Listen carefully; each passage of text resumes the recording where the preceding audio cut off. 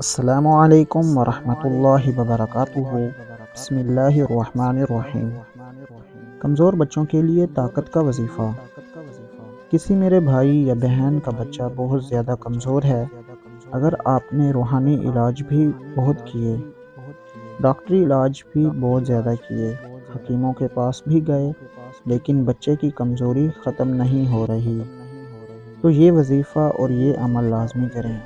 انشاءاللہ العزیز اس عمل کی برکت سے آپ کے بچے کی کمزوری ختم ہو جائے گی۔ آپ کا بچہ انشاءاللہ صحت مند موٹا تازہ ہو جائے گا۔ عمل یہ ہے کہ آپ نے دن میں 3 مرتبہ بوضو ہو کر 11 مرتبہ سورۃ التین پڑھنی ہے۔ یہ سورۃ التین پارہ نمبر 30 میں موجود چھوٹی سی سورت ہے۔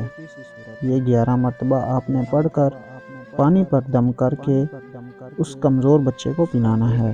یہ عمل 11 دن آپ بلا ناغہ کریں، ناغہ نہیں کرنا، انشاءاللہ بچے کا سوکھا پن ختم ہو جائے گا۔ امید کرتا ہوں آپ سب کو یہ ویڈیو پسند آئی ہوگی۔ ملتے ہیں نیکسٹ ویڈیو میں۔ جزاک اللہ خیرہ۔